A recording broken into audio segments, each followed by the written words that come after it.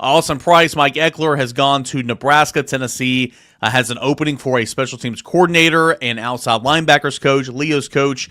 I know you put some names out there on the board, a couple of names, and had a discussion on the board a couple of days ago. What's the latest in terms of elevating someone or finding someone new to fill that final on the field assistant role? I mean, I think Tennessee's, Josh Heupel's still talking to some people. Knowing that there's technically no numbers for on the field anymore, but yeah, correct.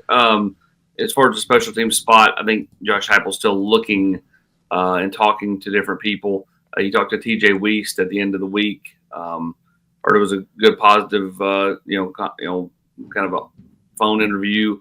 To kind of discuss, what TJ likes, out of his special teams, what they're looking for, similarities and differences in the college game and the NFL game, having been with the Ravens for the last several years. Evan Crabtree is a young man that's on staff, who's a younger coach, probably around 30 years old. He's been doing a lot of the special team stuff the last couple of years. He's going to have a role. Now, is it, a bigger role than what he had a year ago? Similar role? I don't know. We'll see what Coach Heupel decides to do, and it won't surprise me if he talks to a couple other names that are maybe from the NFL ranks as well that could be wanting to get back into the college game, coaching special teams. Also, you would think that, obviously he's also looking for an outside linebackers coach. Yes. And there's kind of been an assumption, which is probably not fair to say that it's Chop. It makes the most sense, but we also know that Josh Heupel is doing his due diligence here. Do you believe those two positions are going to be separate positions, the outside linebackers coach and the special teams coach? I do. I do not think it'll be the same as it was with Mike Ekeler, who kind of had both roles. I think they'll separate them. And Chop does make the most sense. Again, if you know Coach Heupel, he's going to take his time. He talked to David Johnson and a few others when he hired Kelsey Pope. He talked to Jeff Ferris, who's now the Austin Peay head coach, who was at UCLA when he promoted Alec April. Now, he didn't talk to anybody when he promoted Joey Halsley, but I think that was a lay down at that point. I think he wanted to at least do his due diligence with the others. I think he's doing his due diligence here with Coach Chop. Again, Coach Heupel doesn't get in any rush in these instances, so I'm not surprised that this is not just some lay down. This is not just some, let's get it done, promote type thing. It wouldn't surprise me at all if you don't hear anything until the first week of spring practice that, he promotes Coach Chop if he elects to promote Coach Chop. I still think he does. I would be shocked if he doesn't, but I do think he's going to take his time in doing so because he wants to talk to other people and just check all the boxes and make sure that they're not overlooking anything. So one of those positions essentially will be from the support staff, if you will. Like again, there's no limit on the field coaches and all that, but there's still 9. So one of these coaches will be, whether it's Chop or you find an outside hire to do special things, one of these coaches will be in the 9. The other one will be technically support staff analyst, correct? Yes. I think the biggest, easiest way to put it, Chop will, the outside linebackers coach will have an office.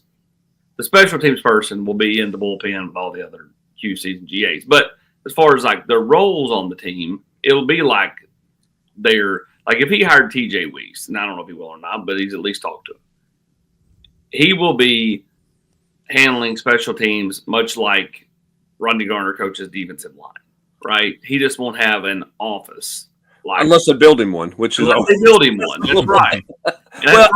I think the best way to say, and again, this is a shift in kind of the talking points and a shift in a mentality that fans have to understand. And even the media, we have to figure out maybe how to say it better.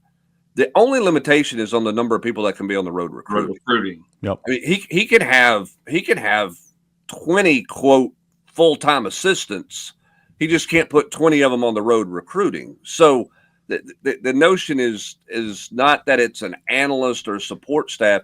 It would just be a non-recruiting role, potentially, unless you wanted to take you felt like your special teams coach that you hired was a recruiter and you wanted to take another position coach and make him a non-recruiting coach and go from there. Which what they've done in the past, what they were doing with Chop here right before Ekeler departed. Yeah, theoretically they could take 4 position coaches and shut them down and leave them at home and take 4 analysts and put them on the road and make them essentially full-time recruiters, right? AP, that's in a personnel department. Those are this is the changing and evolution that's coming to football that I think is going to be pretty interesting to see. Do schools say, hey, young fella, you go recruit, and my position coach is going to stay here and is going to be dealing with them when they come on campus, but you're going to be doing all the home visits, or you're going to be doing the site eval or the school evaluation, in the spring evaluation type deal. I think head coaches are trying to get a grasp on that around the country. Don't you, Austin? Yeah, I think they are. I think the norm though is just your main 9 go out. I think Tennessee's model is more kind of a new look at it. I mean, Chop was out all during January. Ekeler was not out at all.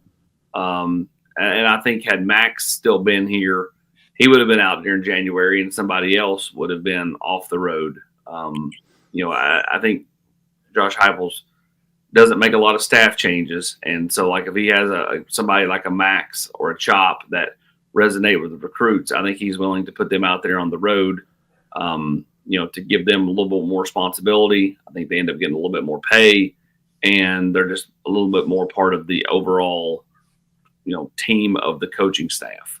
And those guys would help in the fall. I mean, I know they're not out. They're not out every Friday night in the fall and everything, but there are a couple of times they are. Josh Heupel's coordinators do not go out on the road, so that's another opportunity for, a Chop or somebody else to go out there and take their place too in the fall. Yeah, and I wonder too. I mean, if I were a head coach, if my offensive coordinator was not the quarterback's coach, I'm not sure my coordinators would go on the road. I'm not sure I would put them out on the road. I would, I might leave them in the house year round and let them manage their team, manage the team and help manage the team in January because the head coach is going to be out. But if your offensive coordinator is the quarterback's coach, then he has to be on the road because you got to go recruit your quarterback. And the quarterback's coach has got to be hands-on and doing that. So I don't know. I think it is as we continue to move forward here, kind of how head coaches around the country choose to use that, and do they create quote personnel departments, and those guys go out and do all the scouting, sort of like a scouting department does in the NFL. Is that the direction we're going? I think these are all the things that head coaches are, when they're flying on airplanes from school A to school B, or sitting there making notes like what's the best way to do all this stuff, and that's just another layer of things that they're looking at. You are a head coach. You're the head coach of Volquest, and I mean, I don't go on the road. You put Matt Ray out on the road, and I mean, like some, he doesn't want anybody to know his location. So I mean, that's kind of where we're at. That's what I'm going to do. Is I'm going to put him in a car and tell him to drive thousands of miles, and we'll talk to you when we see you sometime in June. Enjoy. He loves it. He loves being on the road. He does.